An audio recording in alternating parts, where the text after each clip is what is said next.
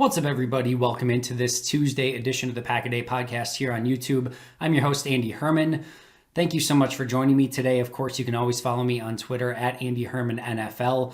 I know the season is over, but the Pack-A-Day podcast here on YouTube and, of course, wherever you find your favorite podcasts does not stop. We've got you covered 365 days a year, 366 in leap years. We have not missed an audio episode in 915 days. In fact, we've even had some bonus episodes in there, and I certainly do not plan on missing any here on the video version either. So make sure to subscribe if you haven't already, and we'll start jumping into this off season. But before we do that, of course, I want to go over my grades for the game because certainly wanted to see who graded well, who did not, coming off a brutal loss at the hands of the Tampa Bay Buccaneers. Before I get to my defensive grades today, there certainly were some news and notes surrounding the Packers and a couple topics I wanted to hit on very, very quickly. So let's jump right into it. Let's start with the future contracts that the Packers signed. So for those of you not familiar with future contracts are basically future 90-man roster players. Remember that once the new season starts, your roster's at 90 players, only 51 of which count against the salary cap up until the start of the new season, which then at that point, 53 people count against it. That's after cut downs and everything like that, well into September. But for now, you get once the season's officially done, you get a 90-man roster with a 51 player salary cap up until that point. And these are future contracts that will go towards the 90-man roster. So Green Bay had signed a few of those already, but they signed 10 more officially as of Monday. Those 10 players were all players that were at one point on their practice squad. Those players are Tipa Nalier, Dejon Harris, Zach Johnson, Isaac Nauta, Willington Prevalon, Anthony Rush, Stanford Samuels, Mike Weber, Dexter Williams, and Ryan Winslow. A couple interesting, names there. Dexter Williams was just released off the practice squad to pick up Ryan Winslow, the punter, to pick him back up. So that was interesting. I thought once they released him off the practice squad, maybe that was it. But they do, in fact, bring him back as on a future, contract.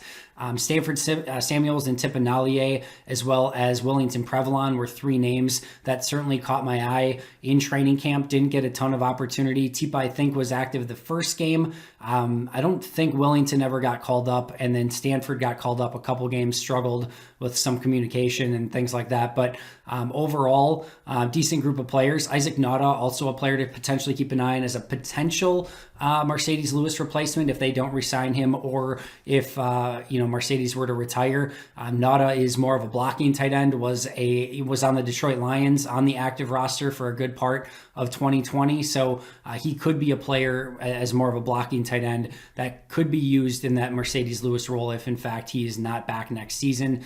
So a couple names to keep an eye on there. Also, in addition to those 10, Bill Huber of Sports Illustrated did report that there's actually two additional names that will be added as future contracts, and that's Reggie Begelton and Juwan Winfrey, both wide receivers. Both did have active roster and were activated to the roster at some point in 2020. So they both get added to the future contracts as well. A few names that did not. First of all, Tramon Williams, Brian Price, and Kavarie Russell. Now, all three of those players were just activated for the game, and I'm wondering if there isn't a day in between where you have to get him back to your practice squad and then you can sign him to a futures deal. I think that might be the case, especially for Kavarie Russell, who my guess is they would want to bring him back. My guess is the same with Brian Price. I would expect both of those players to get futures deals. We'll see if it happens or not, but those three were omitted. I do not expect Tramon Williams to get a futures deal. I would expect Tramon to kind of go through, past training camp, decide if he wants to play, and then if a team wants to sign him to a vet minimum deal at that point, once all that stuff is gone by, and probably not wanting to go through a full another training camp, I think you would make that decision closer to that time. But Price and Kavarie Russell are two players I could still see them signing to the roster at some point. Also, Jake Hansen, their 6th round pick, along with Delonte Scott, another player that I really liked in training camp. Both of those were on practice squad IR. I'm also wondering if those two players will get added to futures deals, but also need potentially a day to get them, or have to wait until the season's done to get them off of the practice squad IR and then moved, to a futures deal at that point. So I'd be somewhat surprised if Hansen didn't get signed to a futures deal, but those were two names that were also noteworthy that did not get added today. And then two other ones that did not get added that I do not expect to get added moving forward: J.J. Molson, a kicker, and then Seth Roberts, the wide receiver. So those were the future contracts and non-future contracts. Still some names to keep an eye on, including Brian Price, Kavarie Russell, Jake Hansen, and Delonte Scott.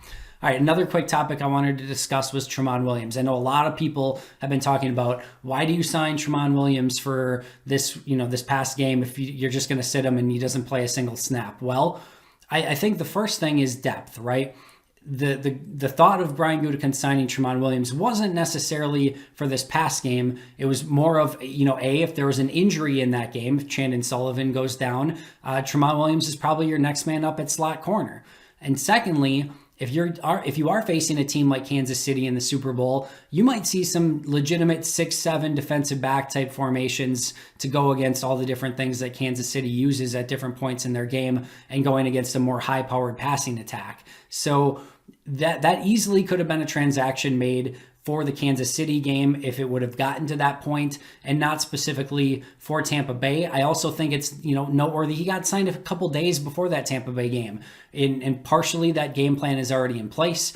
I don't think you're going into that game thinking that you're going to bench, certainly not Jair, Kevin King, or Shannon Sullivan for Tramon Williams given that situation. I was a little surprised with that Will Redmond got the time maybe instead of Tramon Williams, but in hindsight, they used Will Redmond in that game a lot as a single high safety. That's not what Tramon Williams does. And I mentioned last week, well, maybe Shannon Sullivan could do that. Single high, not exactly what you want with Shannon Sullivan either. Technically not really what you want out of Will Redmond either, but that's another conversation for another day. And ultimately, I just don't think that they had a spot in their dime defense for Tramon Williams. So he was signed for depth. And also, you can say, well, what about when Sullivan and King were struggling? Well, first of all, when King was struggling, Tramon's not an outside corner anymore. You're not putting him out on an island one-on-one in man-to-man defense against Mike Evans, against Chris Godwin, any of those guys. That's not good business. That's not what you want to do. Could they have taken Shannon Sullivan out and maybe given a Tramon a shot there?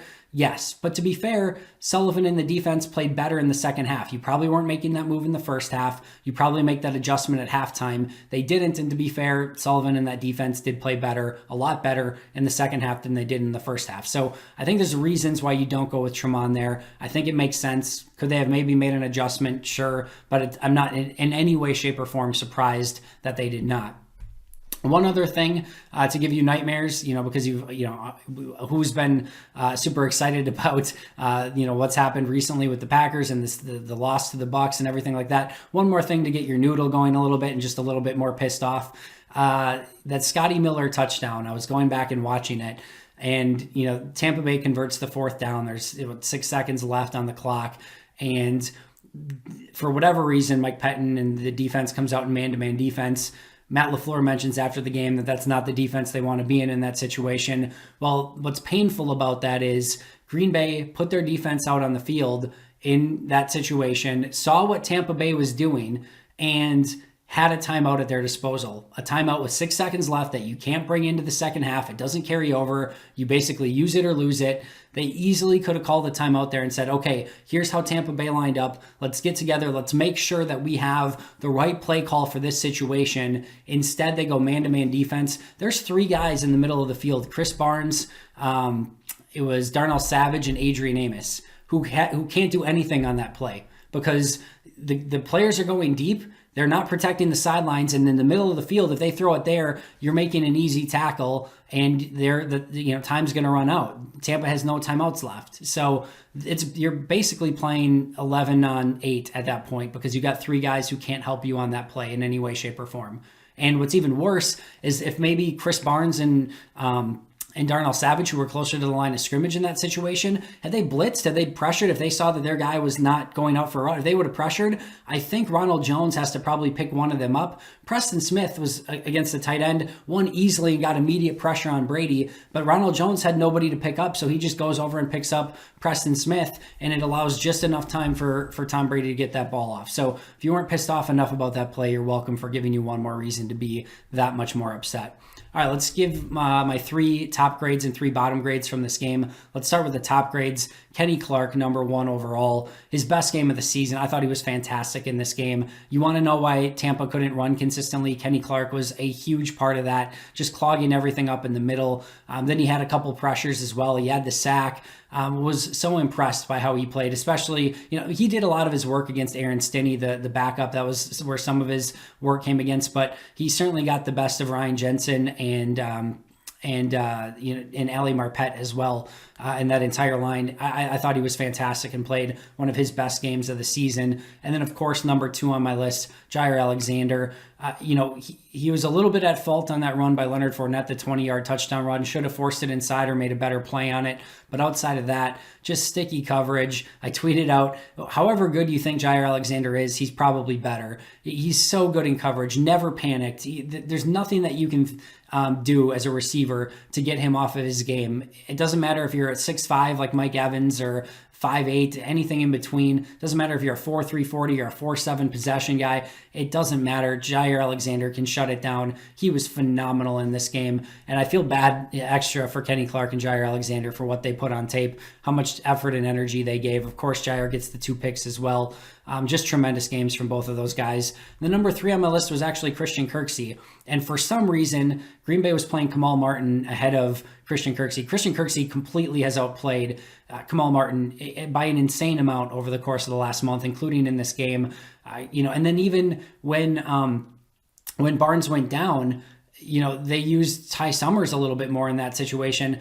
Kirksey was playing fantastic. He was getting to the ball. He was playing physical at the point of attack. He had a couple really nice plays in coverage. I think this was probably his best game as a Packer, probably his last game as a Packer, but probably his best game.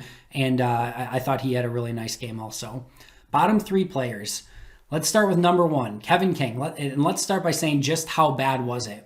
It was my second lowest grade that I have ever given a player on defense, a Packer on defense in 4 years of doing this. So 2017, 2018, 2019, and 2020 is how long I've been doing grades. It's my second lowest ever, and just barely by 0.1, I think it was. Clay Matthews had a worse game in 2018 that I had graded worse. This is my second lowest grade of all time. And over the last 2 years, this was 2 times as worse of any grade that I've given over 2019 and 2020. My lowest was negative 2.1 prior to this in the last 2 years. Kevin King, a negative 4.2 in this game. Just an absolutely abysmal game in all way, shape, or any way you want to measure it. I'll put it that way. The play, of course, to Scotty Miller before halftime is completely egregious. You're in man-to-man coverage. You cannot let him behind you, and you let him behind you and score a touchdown.